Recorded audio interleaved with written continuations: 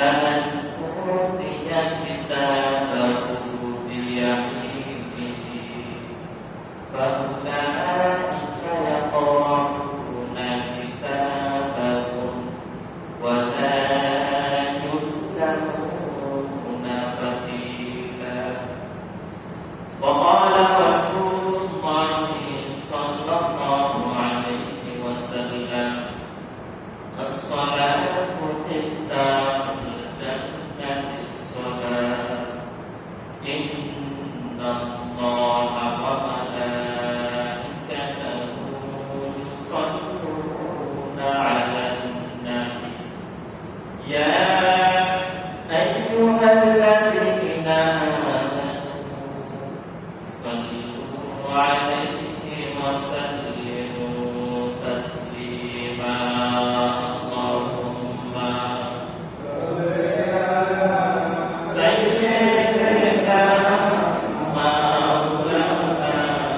مولانا محمد وعلى آله سيدنا اللهم صل على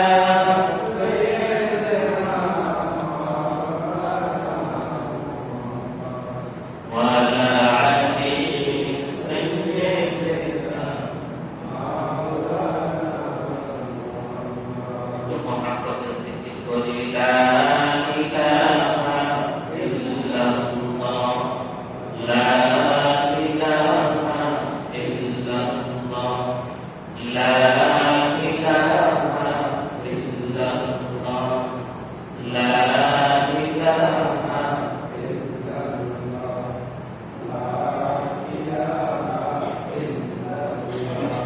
لا إله إلا الله لا إله إلا الله لا إله إلا الله محمد رسول الله صلى الله عليه وسلم. সম্মানিত উপস্থিতি, আসসালামু আলাইকুম ওয়া রাহমাতুল্লাহি ওয়া বারাকাতুহু।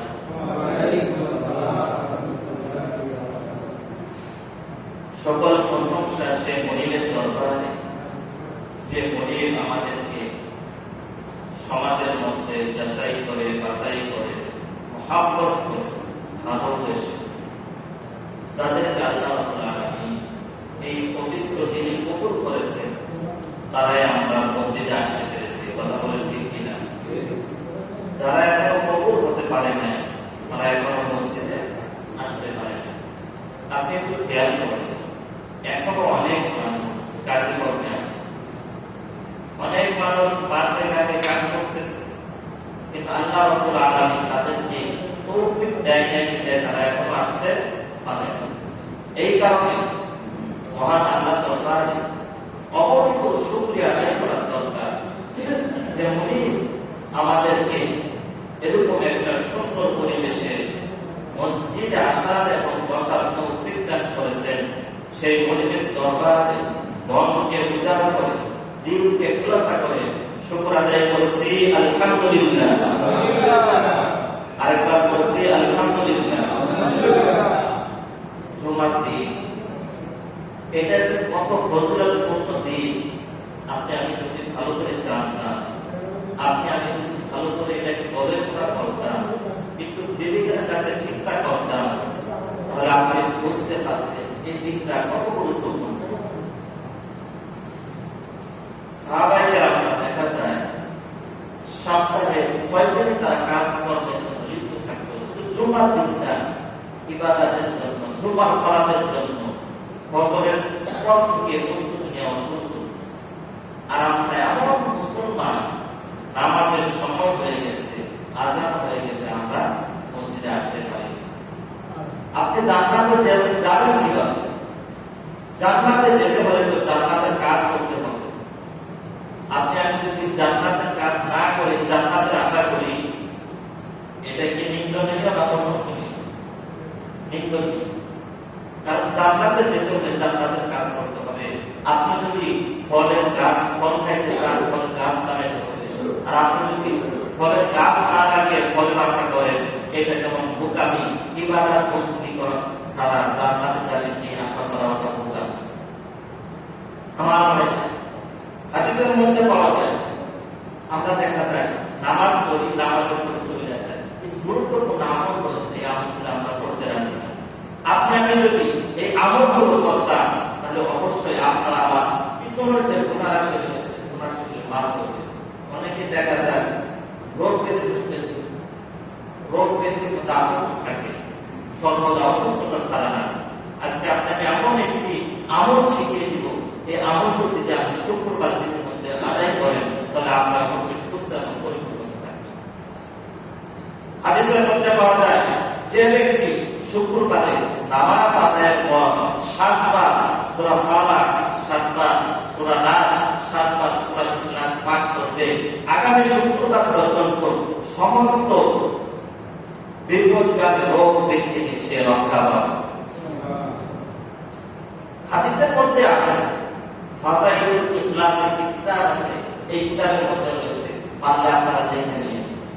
আরো আছে, আরো যদি 7 বার সূরা ফাতিহা মিলাই দিতে পারেন, তাহলে তো পুরো 7টা নিরাপদ থাকবেন, তো থাকবেন, পিছনে সমস্ত গুনাহ রাশি আল্লাহ তাআলা মাফ করে দেবেন। সুবহানাল্লাহ। কাফারাতুল যুনুব, আপনার পিছনে গুনাহ রাশি থাকবে না। এই আমলগুলো টুকটাক নামাজের পর চেষ্টা করবেন। আমরা দেখতে পাই নামাজ শেষ হয়ে গেলে সালাম ফিরানো পড়ার সুযোগ থাকে না। এই আমলগুলো যদি আপনি করতে পারেন, এই টুকিটাকে আমল হিসেবে আপনি জান্নাতে যেতে পারেন। আর যে ব্যক্তি টোটালি নামাজ পড়ে না, মসজিদের কাছে ফিরানো আসে না, তাদের জন্য মৃত্যুর সময় 3 শাস্তি। কয় শাস্তি? বেনামাজি, যার নামাজ পড়ে না, রোজা রাখে না, যাকাত দেয় না, মসজিদ ভালো লাগে না, মাদ্রাসা ভালো লাগে না, সে যখন মৃত্যুবরণ করবে, তার মৃত্যুর সময় 3 শাস্তি। 1 নম্বর শাস্তি হলো, ওই নাফরমান বান্দা, যে নাফরমান বান্দা সুস্থ থাকার পর নামাজ পড়তো না, সে যখন মৃত্যুবরণ করবে, লজ্জা ও বেঈমানের সঙ্গে মৃত্যুবরণ করবে। 2 নম্বর হচ্ছে, ওই নাফরমান বান্দা, যে নাফরমান বান্দা আযান হওয়া সত্ত্বেও মসজিদে আসে না, মুয়াজ্জিন যখন বলতো হাইয়া আলাস সালাহ, মুয়াজ্জিন যখন বলতো হাইয়া আলাল ফালাহ, এই আওয়াজগুলো শোনার পরও যে ব্যক্তি মসজিদে আসে না, সে যখন মৃত্যুবরণ করবে, ক্ষুধার্ত অবস্থায় মৃত্যুবরণ করবে। 3 নম্বর হচ্ছে, ওই নাফরমান বান্দা, ওই গুনাহগার বান্দা, যে বান্দা মসজিদে আযান হয়েছে, নামাজ পড়ার সময় হয়েছে, কিন্তু দেখা যায় মসজিদে নিয়ে সামনে দিয়ে চলে যাইতেছে, মসজিদে আসে নাই, ওই নাফরমান বান্দা যখন মৃত্যুবরণ করবে, এমন পিপাসার্ত অবস্থায় মৃত্যুবরণ করবে যে সমুদ্র পরিমাণ পানি পান করেও তার পিপাসা মিটবে না। আল্লাহ পাক রব্বুল আলামিন আমাদের সকলকে 5 ওয়াক্ত নামাজ জামাতের সহিত আদায় করার তৌফিক দান করুন, সকলে বলি আমিন। আমার ভাইরা, আমার আলোচনা চলতেছিল গত সপ্তাহে, যারা ছিলেন তারা জানেন, সূরা বনী ইসরাঈলের 71 নম্বর আয়াত থেকে কথা বলতেছিলাম। আলোচনা শেষ হয় নাই, এর মধ্যে সময় শেষ হয়ে গেছে। আজকে বাকি অংশ থেকে শুরু করব। আপনারা যারা গত জুমায় ছিলেন, তারা বলেন তো আলোচনা কোন জায়গায় কেমন ছিল জানেন? আমরা কথা বলতেছিলাম ইমাম সম্পর্কে। ইয়াউমানা ইয়াউকুল্লাহু নাসি বিইমানি। আপনি ইমাম কাকে মানবেন, নেতা কাকে মানবেন, এই সম্পর্কে কথা বলতেছি। আল্লাহ পাক রব্বুল আলামিন সূরা ইয়াসিনের মধ্যে এটা বলে দিয়েছেন। আল্লাহ পাক রব্বুল আলামিন পবিত্র কালামুন শরীফের মধ্যে সূরা ইয়াসিনের মধ্যে তিনি বলেছেন, ইয়াসিন। ইয়াসিন শব্দটি হচ্ছে হরফে নেদা। ইয়া মানে হচ্ছে হে। সিনের 5টি ব্যাখ্যা পাওয়া যায়, সিনের 5টি ব্যাখ্যা পাওয়া যায়। মুফাসসিরগণ উল্লেখ করেছেন এই সিনের 5টি ব্যাখ্যা পাওয়া যায়। 1 নম্বরে সিনের ব্যাখ্যা হলো সাইয়্যিদুল বাশার, 2 নম্বরে সিনের ব্যাখ্যা হলো সাইয়্যিদুল মুরসালিন, সিনের 3 নম্বর ব্যাখ্যা হলো সাইয়্যিদুল আম্বিয়া, সিনের 4-5 নম্বর ব্যাখ্যা হলো সাইয়্যিদুল মুরসালিন। এই 5 নম্বর ব্যাখ্যা যেটা দেখা যায়, আমরা দেখতে পাই সাইয়্যিদুল মুরসালিন শব্দের অর্থ কি। আমার ভাইরা, এই সিনের প্রথম নম্বর ব্যাখ্যায় সাইয়্যিদুল বাশার, বাশার শব্দের অর্থ হচ্ছে সুসংবাদদাতা। এবার আপনাদের কাছে প্রশ্ন করি, আমাদের পেয়ারা নবী নূরজাহানের নবী আমাদের জন্য সুসংবাদদাতা কিনা? জোরে বলেন। এই সিনের এক নম্বর ব্যাখ্যার মধ্যে পাওয়া যায় বিশ্বনবী হলো উম্মতে মুহাম্মাদের জন্য সুসংবাদদাতা। আমার ভাইরা কথাগুলো মনোযোগ দিয়ে শুনবেন। সাইয়্যিদুল বাশার আমরা নামাজের মধ্যে বলি আল্লাহুম্মা সাল্লি আলা সাইয়্যিদিনা। এই সাইয়্যিদ শব্দের অর্থ হচ্ছে নেতা। আমরা নামাজের মধ্যে পাঠ করি আল্লাহুম্মা সাল্লি আলা সাইয়্যিদিনা। এখানে নামাজের মধ্যে বিশ্ব নবীকে নেতা মানি, নেতা বলে স্বীকার করি নামাজের মধ্যে।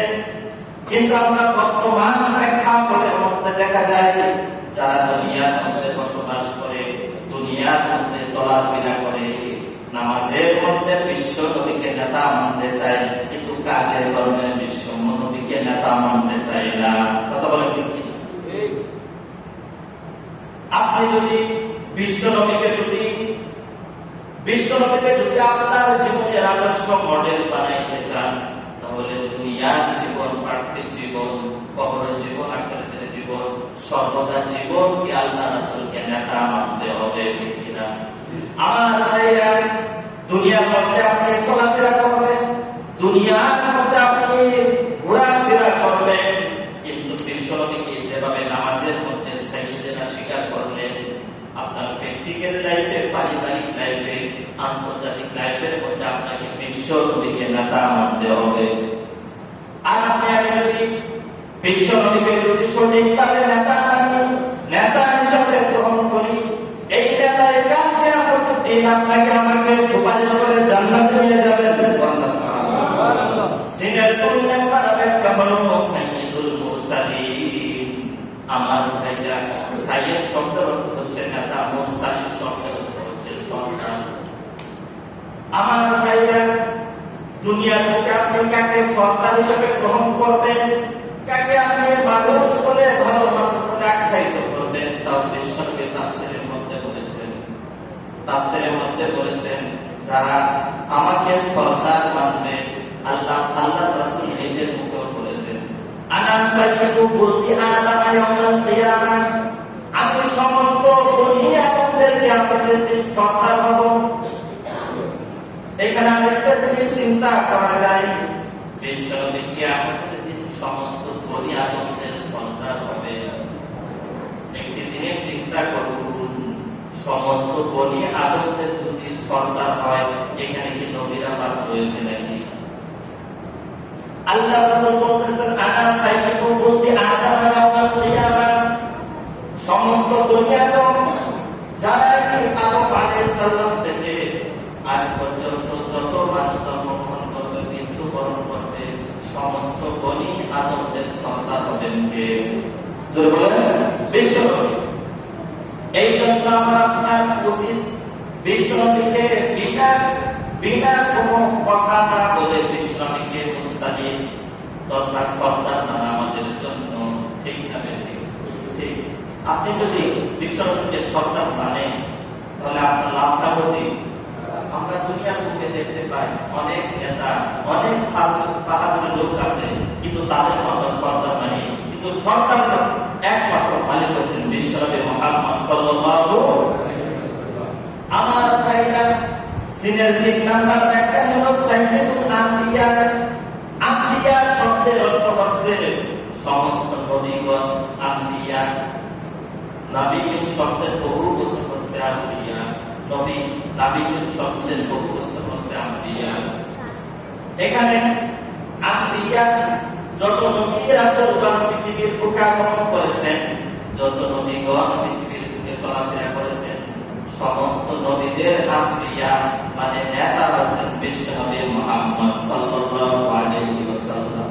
কিন্তু আমরা দুনিয়ার বুকে দেখতে পাই বিশ্বনবীকে নেতা না মানি, নেতা হিসেবে গ্রহণ করতে পারি না, বিভিন্ন মানুষের আনুগত্য করতেছি, বিভিন্ন মানুষের নেতা বলে স্বীকার করতেছি। কিন্তু আপনার বিবেকের কাছে প্রশ্ন করেন, এটা কি আমরা ঠিক করতেছি? আমরা স্লোগান দেই অমুক নেতা, এই নেতা, সেই নেতা,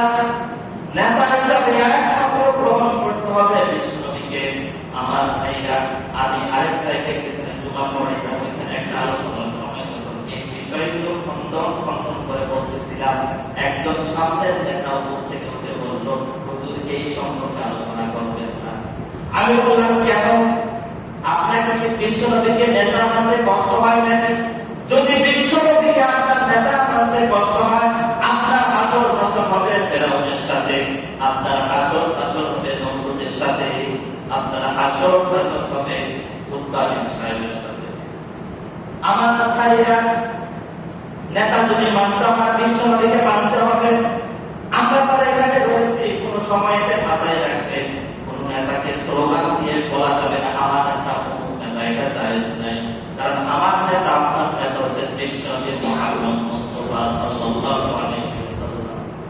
যদি আমার নেতা, তোমার নেতা, এইভাবে যদি স্লোগান দিতে থাকি, তাহলে মনে রাখবেন, নেতাকে খুশি করার জন্য আপনি যে স্লোগান দিচ্ছেন, এই নেতা যদি জাহান্নামী হয়, আপনাকে জাহান্নামে যেতে হবে।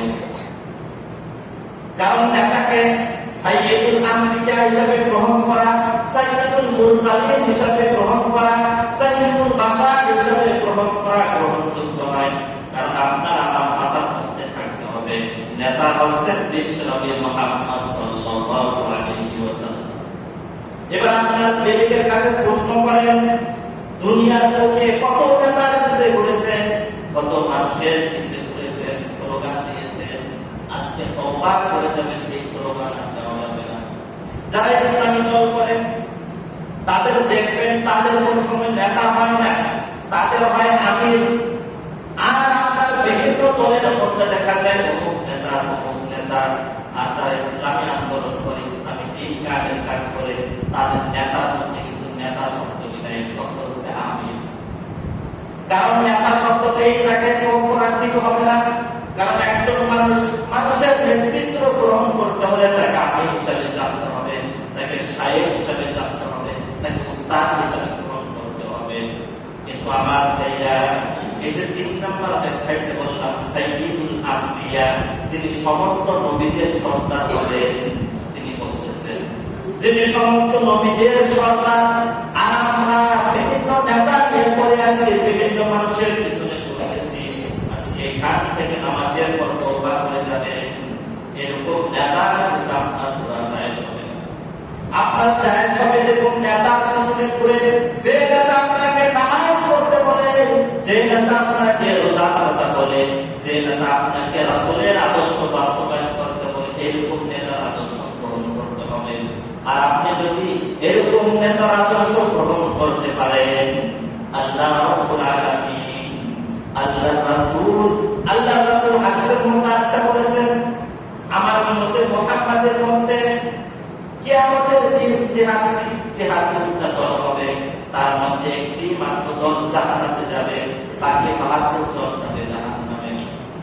সাহাবায়ে রাসূল ইয়া রাসূলুল্লাহ, ইয়া হাবিবাল্লাহ, তাহলে ওই একটি দল কোনটি আপনি বলুন আমাদেরকে, আমরা ওই দলের অনুসরণ করব, ওই দলের অনুসরণ করে আমরা জান্নাতে যেতে চাই। ওই দলটা কোনো জামাত ইসলামী নয়, ওই দলটা কোনো ইসলামী ছাত্র শিবির নয়, ওই দলটা কোনো জাতীয়বাদী দল নয়, ওই দলটা কোনো আওয়ামী লীগ দল নয়। ওই দলটা হচ্ছে রাসূলুল্লাহ সাল্লাল্লাহু আলাইহি ওয়াসাল্লাম বলেছেন, মা আনা আলাইহি ওয়া আসহাবি, আমি এবং আমার রাসূলরা যে মতাদর্শের উপর রয়েছে, ওই মতাদর্শের উপরে যে ব্যক্তিরা চলবে, ওই ব্যক্তিটা ওই দলটাই জান্নাতে যাবে। কিন্তু আমার ভাইরা, আল্লাহ রাসূল কিন্তু এটা বলেন যে জামাত ইসলাম করো, ছাত্র শিবির করো, তুমি চরমনাই করো, তুমি হেফাজত করো, এইভাবে কিন্তু বলেন নাই। বলেছেন মা আনা আলাইহি ওয়া আসহাবি, আমি এবং আমার রাসূলরা যে মতাদর্শের উপর রয়েছে, ওই মতাদর্শের উপর যদি আপনি চলতে পারেন, শুধু ওই দলটাই জান্নাতে যাবে। এবার আপনার বিবেকের কাছে প্রশ্ন করেন, মা আনা আলাইহি ওয়া আসহাবি, রাসূলের মতাদর্শের উপর, রাসূলের আদর্শের উপর কোন দলটা প্রতিষ্ঠিত হয়েছে, আপনি যদি ওই দল অনুসরণ করতে পারেন, অবশ্যই আপনি 72 দলের মধ্যে একটি দলের মধ্যে থাকবেন, সেই দলটা জান্নাতে যাবে।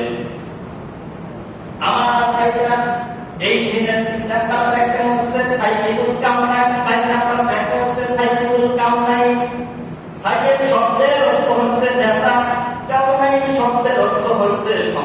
বিশ্ববাসীর নেতা।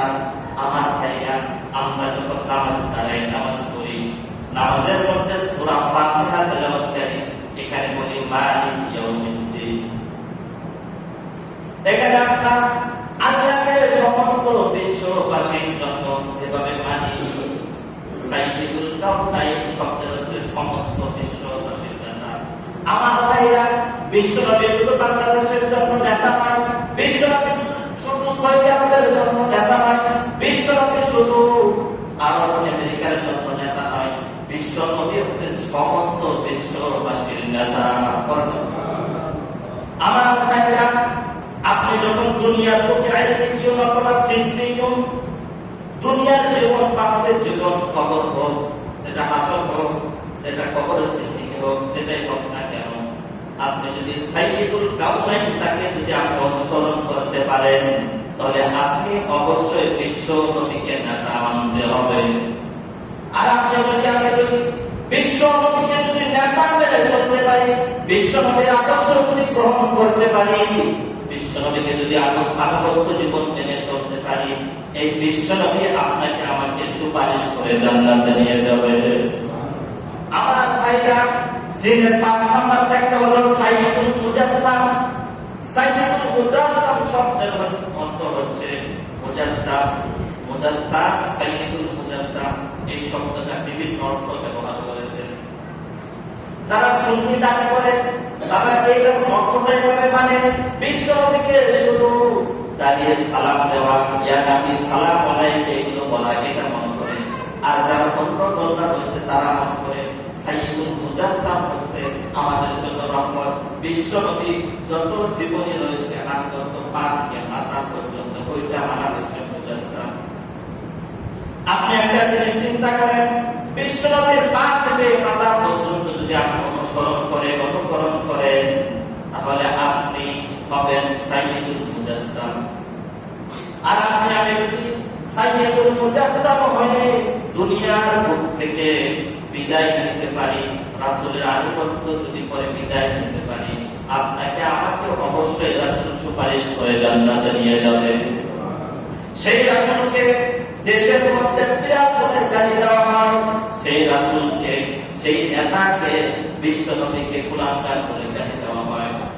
আমার ভাইরা, যে নবীকে সৃষ্টি না করলে আপনাকে সৃষ্টি হতাম না, যে নবীকে সৃষ্টি না করলে কোন কায়নাতের কিছুই সৃষ্টি হতো না, ওই নবীকে যারা এইভাবে গালিগালাজ করে, তারা বৈধ সন্তান না অবৈধ সন্তান। জোরে বলেন। আল্লাহ পাক রব্বুল আলামিন সূরা কলমের মধ্যে বলেছেন, উতুল্লিন বা'দা যালিকা জালিমিন। যারা নবীকে গালি দিবে, নবীর আদর্শকে গালি দিবে, তারা নিঃসন্দেহে যারা সন্তান করে না, নাউযুবিল্লাহ। সূরা কলমের এই আয়াত থেকে 19 নম্বর আয়াতের মধ্যে, ব্যাখ্যার মধ্যে আপনি পাবেন 19টা সূরা পাওয়া যায়, 19টা সূরা পাওয়া যায় যারা সন্তানের। আমার আলোচনার বিষয় ওই দিকে না, ওই দিকে যাব না। এবার আপনি চিন্তা করেন, যে মানুষটা রাসূলকে বিরাট বলে গালি দিল, যে মানুষটা আল্লাহর রাসূলকে গালি দিল, ওই কি বৈধ সন্তান না অবৈধ সন্তান? জোরে বলেন, বৈধ সন্তান অবৈধ সন্তান? কিন্তু দেখা যায় বর্তমান প্রেক্ষাপটে রাসূল দুনিয়ার বুকে নেই, কিন্তু রাসূলের ওয়ারিস আল উলামা ওয়ারাসাতুল আম্বিয়া, দুনিয়ার বুকে রাসূলের আনুগত্যকারী, রাসূলের আদর্শ গ্রহণকারী, রাসূলের ওয়ারিসগণ দুনিয়ার বুকে আছে, তারাও কিন্তু রাসূলের প্রধানী সন্তান। ওই সন্তানকেও যারা গালি দিবে, তারা হচ্ছে নিঃসন্দেহে যারা সন্তান। আমার ভাইরা, এই বাংলাদেশের 1923 সালের ঘটনা, আল্লাহ রাসূলকে কটূক্তি করে এক কাফের মুশরিক নামধারী মুসলমান, তিনি একটি বই লিখেছিল, নাম দিয়েছিল রঙ্গিলা রাসূল। এই বইটার প্রত্যেকটা লাইনে, প্রত্যেকটা কথায় রাসূলের বিরোধিতা ছিল। রাসূলের বিরুদ্ধে করে, রাসূলের আনুগত্য করে নাই, কিন্তু নামাজ পড়তো আল্লাহ, কিন্তু নামাজ পড়ার পরও কিন্তু তিনি আল্লাহ রাসূলের বিরোধিতা করেছেন। এই রঙ্গিলা নামক বই, রঙ্গিলা রাসূল নামক বই, এই বাংলাদেশের ঘটনা, 1923 সালের ঘটনা বলতেছি, মনোযোগ দিয়ে শুনুন। যখন ওই ব্যক্তিটা মহিলা রাসূল নামে আল্লাহ রাসূলের বিরুদ্ধে বইটা লিখলো, লেখার পর কোন আলেম ওলামা প্রতিবাদ করতে পারে নাই, কোন দুনিয়ার মুসলিমরা প্রতিবাদ করে নাই, কেউ প্রতিবাদ যখন করে নাই। একজন কাঠমিস্ত্রি ছিল, গর্ব করতো, সে কিছু জানতো না, তার নাম হয়েছিল ইলমুদ্দিন। সে দুনিয়ার মুখে জীবিকা নির্বাহ করতো, কাঠ বিক্রি করে, কাঠ বেচে। আমার ভাইরা, তখন তিনি বলতে লাগলো, ইলমুদ্দিন বলতে লাগলো যে আমার রাসূলের বিরুদ্ধে বই লিখেছে, তাকে আমি বলতেছি এই বইটা তুমি পরিশুদ্ধ করো, বইটা তুমি পাঠ করে দাও, ডিলিট করে দাও, না হলে কিন্তু আমার রাসূলের বিরুদ্ধে তুমি লিখেছো, তোমাকে আমি কিন্তু আস্ত রাখবো না। ইলমুদ্দিন তিনি কোনো শিক্ষিত মানুষ ছিল না, তিনি মূর্খ মানুষ ছিল। সম্মানিত উপস্থিতি, যদি রাসূলের ভালোবাসা যদি আপনি আনুগত্য করতে পারেন, আলেম হওয়া লাগবে না। রাসূলের আদর্শ যদি বাস্তবায়ন করতে পারেন, তেমন কোনো পীর সাহেব বুজুর্গ হওয়া লাগবে না। যদি রাসূলকে আপনি পরিপূর্ণভাবে ভালোবাসেন, মূর্খ হলে ভালোবাসা যায়। ইলমুদ্দিন তিনি হচ্ছেন যেমন শিক্ষিত লোক ছিল না, তিনি যখন প্রতিবাদ করলেন, প্রতিবাদ করার পর ওই বইটা তিনি সংশোধন করেন নাই। বইটা চলতেছিল, আলেম ওলামারা কোনো প্রতিবাদ করতে সাহস পায় নাই। ওই ইলমুদ্দিন তিনি এটার প্রতিবাদ করলেন, প্রতিবাদ করার পর তিনি এটা পরিশুদ্ধ করে নাই। একদিন ইলমুদ্দিন বন থেকে কাঠ থেকে যখন আসতেছিলেন, পথে পথে যিনি বই লিখেছেন আল্লাহ রাসূলের নামে, আল্লাহ রাসূলের বিরুদ্ধে যিনি বই লিখেছেন, তিনার সামনে দেখা হয়ে গেল। দেখা হওয়ার পর বলতে চাই, আমি তো আপনাকে বলেছিলাম বইটি সংশোধন করার জন্য, আপনি কেন সংশোধন করেন নাই? বলতেছেন তুমি বলতে হবে নাকি আমি সংশোধন করবো, তোমার কথাই কেন? এই মন্ত্রী বলতেছে তুমি যদি দুনিয়ার বুকে বাঁচতে চাও, অবশ্যই এই বইটাকে ডিলিট করতে হবে। আর আপনি যদি এই বইটাকে ডিলিট না করেন, আমি ইলমুদ্দিনের হাতে যে কোরআনটা রয়েছে, এই কোরআন দিয়ে তোমার গর্দানটা ফেলে দেব। ওই মহিলা রাসূল যে বইটা লিখেছেন, ওই ব্যক্তি বলতেছে তুমি সামান্য কাঠমিস্ত্রি, আর হইলাম কত বড় বড়, তুমি আমার গর্দান ফেলে দিবে, এই সাহস তোমার হয় নাই। আমি বই পরিবর্তন করতে পারলাম, আমি চলে গেলাম। তিনি যখন চলে যেতে লাগলেন, ইলমুদ্দিন বলতে লাগলেন, ইসলাম আমাকে মারামারি হানাহানি শিখায় নাই, তবে তুমি যেটা করেছো আল্লাহ রাসূলের বিরুদ্ধে, এটা যদি তুমি সংশোধন না করো, তাহলে তুমি এখনই তুমি কতল হবে, হত্যা হবে। তখন তিনি ঝগড়া লেগে গেলেন। ঝগড়ার এক পর্যায়ে ইলমুদ্দিন তাকে নিচের মধ্যে ফেলায় দিলেন। ফেলা দেওয়ার পর তিনার হাতের কুড়াল দিয়ে তার গর্দানটা আলাদা করে দিলেন। আমার ভাইরা, ইলমুদ্দিনের যে ইমানি চেতনা, সে কোনো আলেম নয়, সে কোনো বুজুর্গ ব্যক্তি নয়, সে কোনো পীর সাহেব ব্যক্তি নয়, কিন্তু রাসূলের আদর্শ, রাসূলকে নেতা হিসাবে মানার কারণে আল্লাহ পাক রব্বুল আলামিন তাকে এমন ভাবে কবুল করেছেন, কালকে আমাদের দিন তিনি আল্লাহ রাসূলের সঙ্গে জান্নাতে যাবেন। আমার ভাইরা, ইলমুদ্দিনের নামে মামলা হয়ে গেল, তিনাকে গ্রেফতার করা হলো। তিনার পাশে হয়ে যাবে দুইজন ব্যক্তি ছিল, আরেকজনের নাম আমার এখন স্মরণ আসতেছে না, দুইজনকে গ্রেফতার করা হলো। গ্রেফতার করার পর ইলমুদ্দিনের পক্ষে মুক্তি পাওয়া যাচ্ছে না, সব ওনার পক্ষে। আপনি একটা জিনিস খেয়াল করবেন, যারা জালেম, যারা মানুষের উপর জুলুম করে, তাদের সাথে লোক বেশি থাকে না কম থাকে? এটা সর্বদাই বেশি থাকে। যারা মানুষের উপর জুলুম করে, যারা মানুষের উপর অত্যাচার করে, বিচার করে, আপনি খেয়াল করবেন তাদের সংখ্যালঘু সর্বদা বেশি থাকে। কিন্তু ইলমুদ্দিনের সবার মধ্যে দেখা যায় সেম ঘটনা, তিনার পক্ষে কোনো উকিল পাওয়া যাচ্ছে না।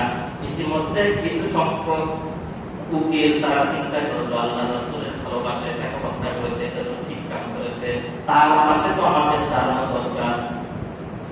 কিছু উকিল চলে গেল ইলমুদ্দিনের কাছে। ইলমুদ্দিনকে বলা হলো, তোমাকে যখন কোর্টে তোলা হবে, তুমি তখন বলবে আমি যখন তাকে কতল করছিলাম, তাকে হত্যা করছিলাম, আমার মাথা ঠিক ছিল না, তুমি এই কথাটা বলবা। বাকি কাজ আমরা তোমাদেরকে বাঁচানোর জন্য চেষ্টা করব।